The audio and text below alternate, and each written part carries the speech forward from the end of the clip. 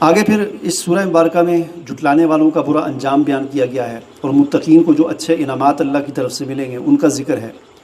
اور سب سے اہم بات اس سورہ مبارکہ میں یہ بیان ہوئی ہے کہ قیامت والے دن جب متقین جو ہیں وہ جنت میں ہوں گے، ان المتقین فی جنات و نعیم فاکہین بما آتاہم ربہم، پھل کھا رہے ہوں گے اپنے رب کی نعمتوں کے، ووقاہم ربہم عذاب الجحیم، رب ان کو عذاب جحیم سے بچا لے گا، اور ان سے کہے گا کلوا واشربوا ہنیئا بما کنتم تعملون، کھاؤ پیو مزے سے، متقین علی سرور مصفوفہ، وہ تکیے لگا کر بیٹھے ہوں گے صف بصف، وزوجناہم بحور عین،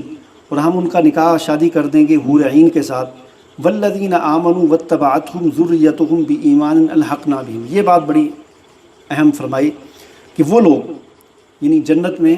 جو لوگ جنت میں چلے گئے ان کی بات ہو رہی ہے کہ وہ جنتی کہ جو والذین آمنوا واتبعتہم ذریتہم، کہ وہ جنتی کہ جن کی اولاد نے ان کی پیروی کی، یعنی وہ والدین جنت میں چلے گئے اور ان کی اولاد بھی جنتی ہے لیکن درجے میں ان سے کم ہے۔ جنت میں چونکہ درجے ہیں،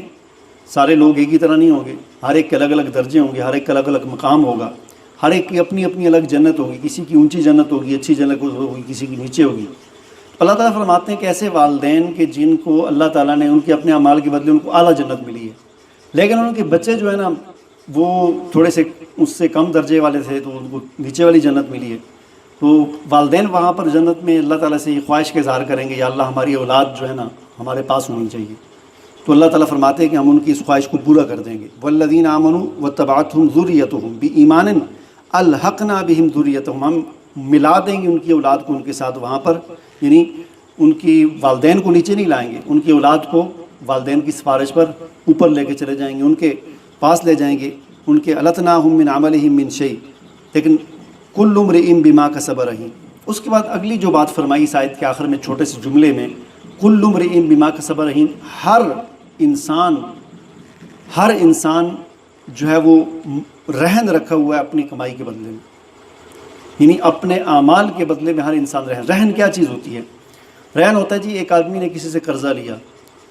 کہ مجھے جی آپ 1,00,000 روپیہ قرضہ دے دیں، میں نے کوئی کاروبار کرنا ہے، بزنس جو بھی کرنا ہے مجھے چاہیے، کوئی دکان چلانی ہے، مجھے 1,00,000 روپیہ قرضہ چاہیے، تو وہ آگے سے جس سے قرضہ لیا جا رہا ہے وہ کہتا ہے جی مجھے کیا پتہ آپ مجھے واپس کرو گے نہیں کرو گے، کب کرو گے، تو آپ اپنی کوئی چیز میرے پاس رہن رکھو۔ پہلے اس طرح بہت ہوتا تھا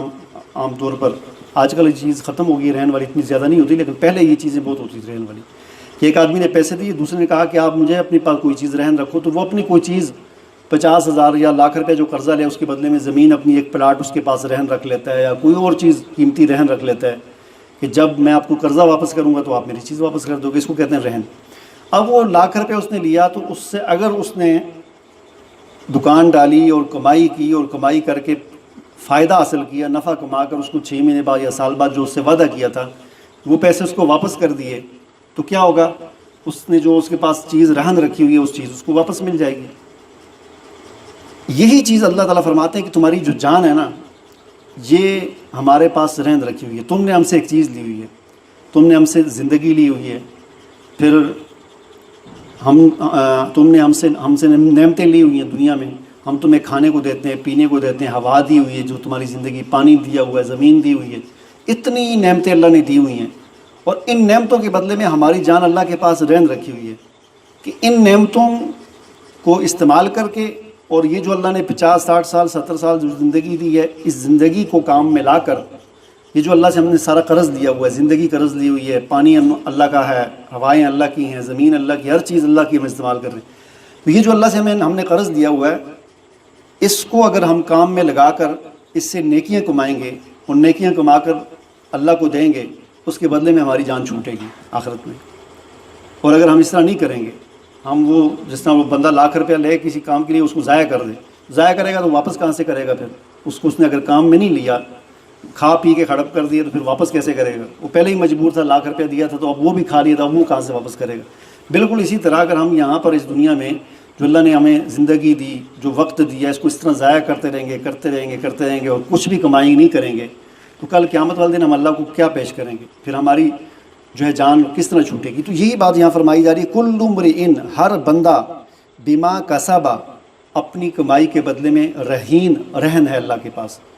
کہ وہ کمائی کرے اور اپنی جان کو چھڑائے جہنم سے۔ وَامْدَدْنَاهُمْ بِفَاكِهَةٍ